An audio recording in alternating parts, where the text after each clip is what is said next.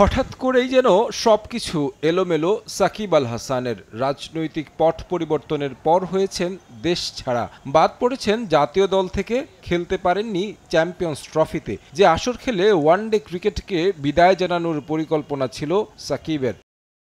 ইংল্যান্ডে সারে ক্রিকেট ক্লাবের হয়ে কাউন্টি খেলতে গিয়ে নতুন করে বিপদে পড়েন সাবেক টাইগার অধিনায়ক। দারুণ বোলিং করলেও প্রশ্ন তোলা হয় তার অ্যাকশন নিয়ে। এরপর ইংল্যান্ড ক্রিকেট বোর্ড তার বোলিং অ্যাকশন অবৈধ ঘোষণা করে স্বীকৃত ক্রিকেটে নিষিদ্ধ হয় সাকিবের বোলিং।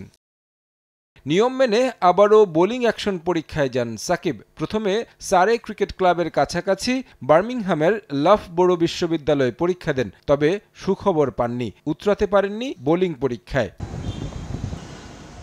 এরপর থেকে বিভিন্ন ফ্র্যাঞ্চাইজি লিগে শুধুমাত্র ব্যাটসম্যান হিসেবে ম্যাচ খেলেন মিস্টার 75। শুধুমাত্র ব্যাটসম্যান হিসেবে চ্যাম্পিয়ন্স ট্রফির দলে সাকিবকে রাখতে অস্বীকৃতি জানায় টাইগার টিম ম্যানেজমেন্ট। খেলা হয়নি মেগা আসরে, তবে নিজের বোলিং নিয়ে নিয়মিত কাজ করে গেছেন টাইগার অলরাউন্ডার। যদিও দ্বিতীয় দফায় চেন্নাইয়ের পরীক্ষায়ও তিনি অকৃতকার্য হন। হজ করেছি, ব্যাংকে কি করে টাকা জমাই বলেন? ইউসিবি তাকওয়া, পরিপূর্ণ ইসলামিক পন্থায় পরিচালিত ব্যাংকিং।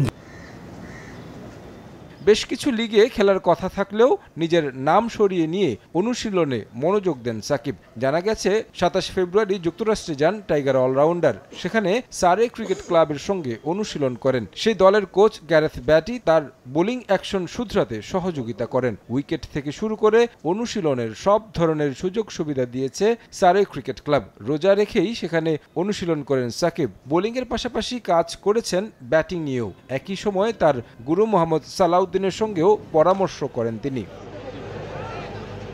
প্রায় ২ সপ্তাহ কাজ করার পর গেল ৯ মার্চ লাফবোরো বিশ্ববিদ্যালয়ের পরীক্ষাগারে আবারও পরীক্ষা দেন। যে পরীক্ষায় ইতিবাচক ফলাফল পেয়েছেন সাকিব, যেখানে প্রায় ২২টি ডেলিভারি করেন, যার প্রায় সবগুলো অ্যাকশনই ত্রুটিমুক্ত ছিল।